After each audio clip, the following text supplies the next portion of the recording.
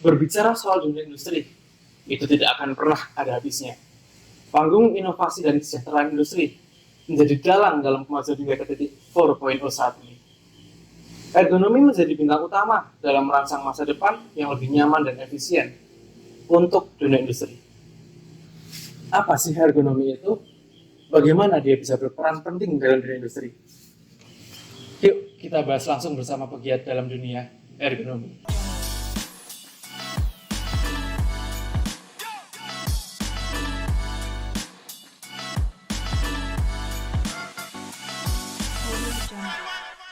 Oke teman-teman, sekarang saya sudah bersama salah satu pegiat di dunia industri ergonomi, Mas Rosid Rizkyanto Jati. Selamat datang Mas Rosid, apa kabar? Alhamdulillah saya Alhamdulillah, sehat-sehat saja. Alhamdulillah.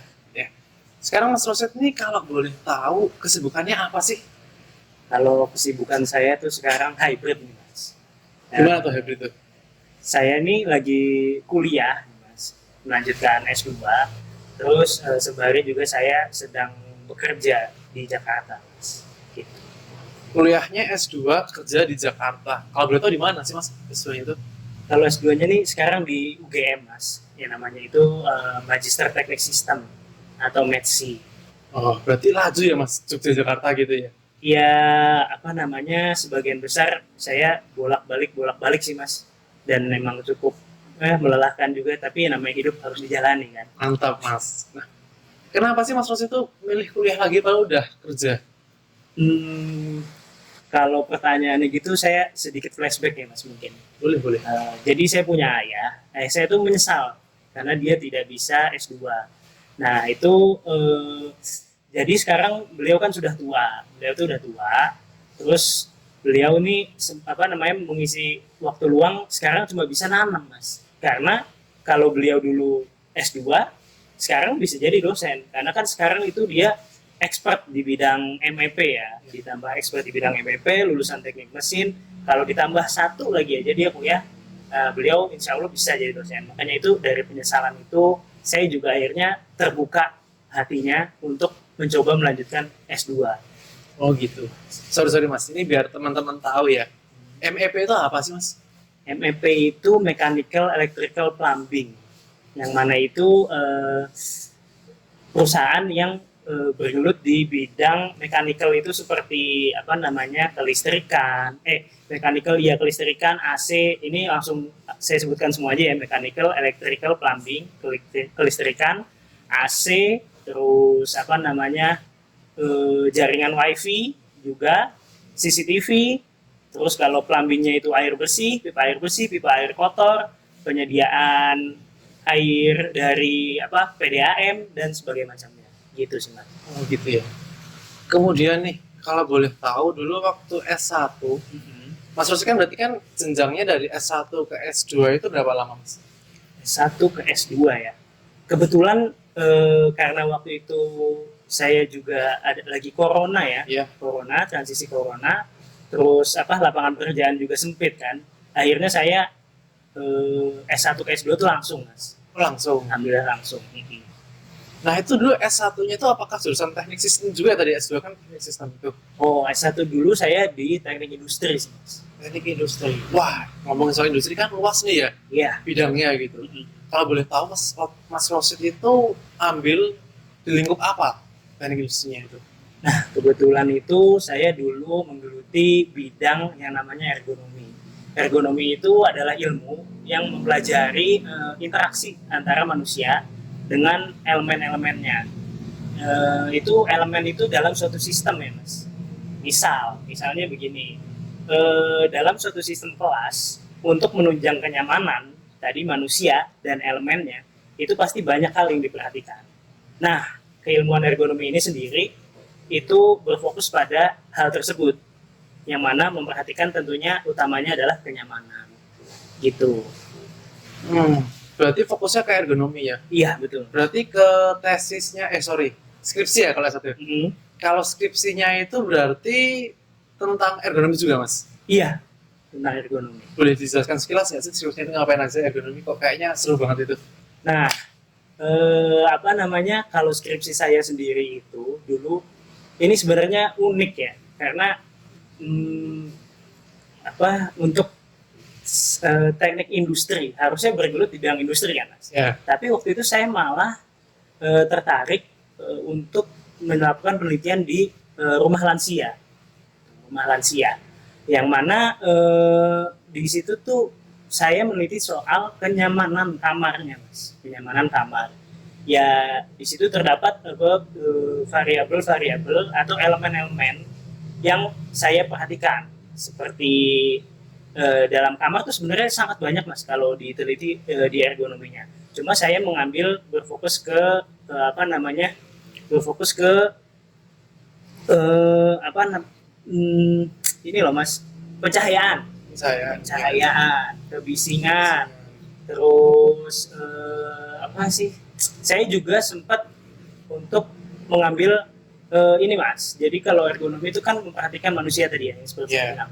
Itu saya mengambil sampel ukuran dari tiap populasi kan berbeda-beda. Nah kebetulan di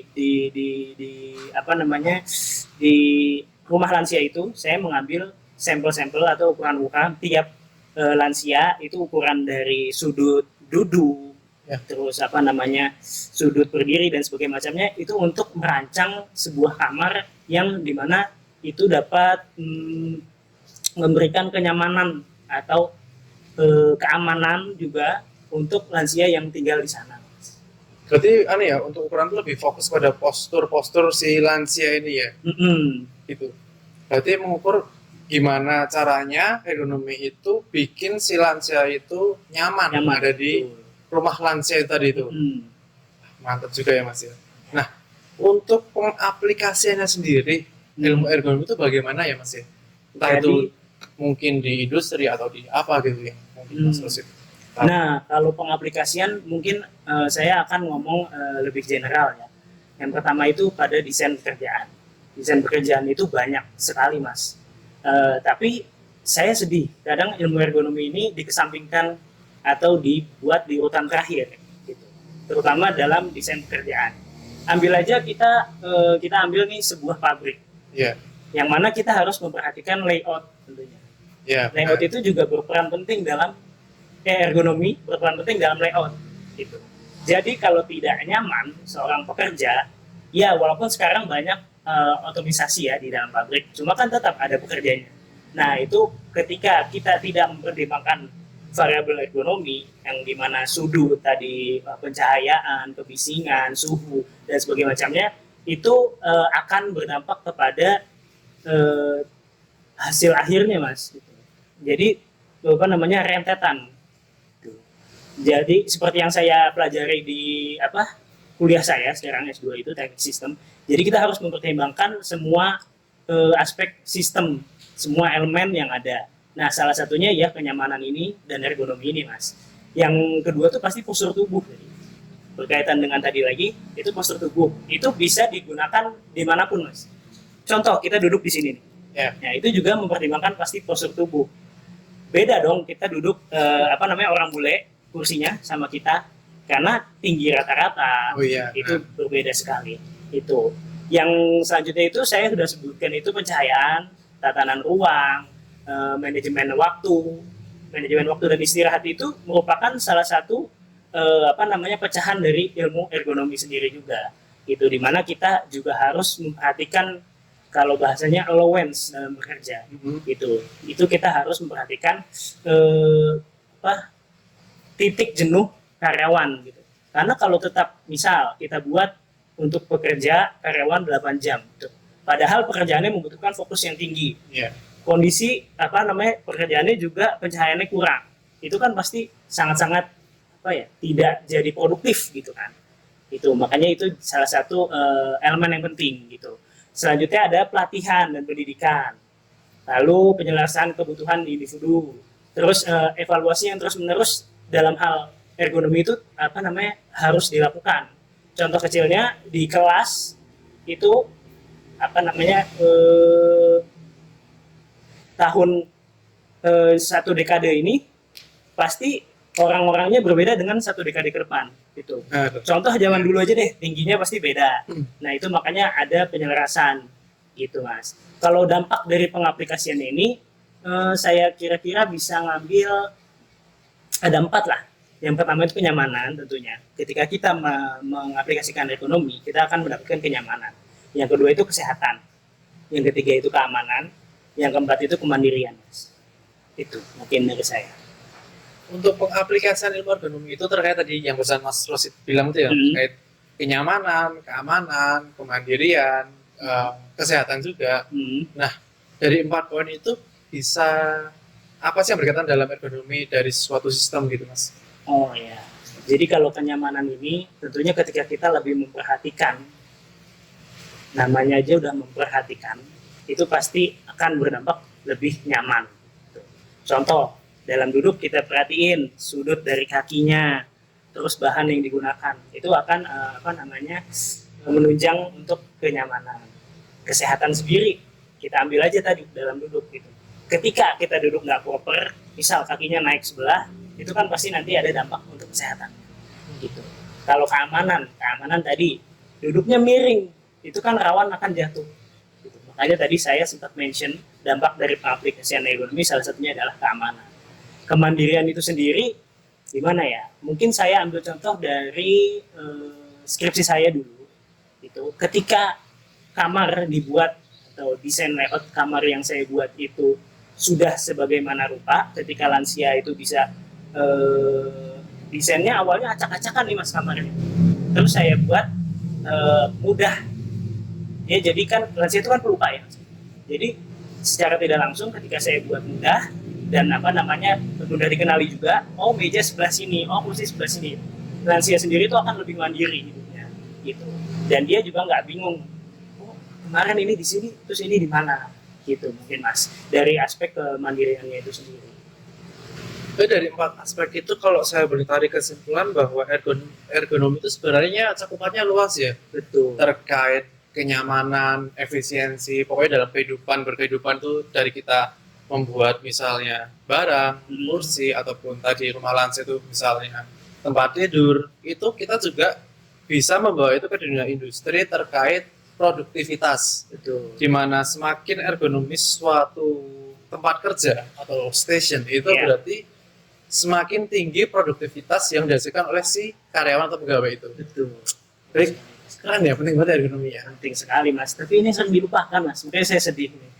Gitu ya? Iya. Oke, buat teman-teman, mungkin kalau misalnya ada yang pengen tanyakan atau pengen tahu tentang ergonomi itu apa lebih jauh lagi, bisa tanya langsung ke Mas Rosid. Tanya kemana Mas? Instagram atau apa mungkin? Ada? Instagram aja boleh. Apa tuh Mas? Instagramnya Bang Sekel. Asik. Iya. Mungkin itu sekian podcast kali ini. Terima kasih untuk Mas Rosid sudah bisa datang ke podcast saya. Ya. Sampai jumpa di podcast selanjutnya.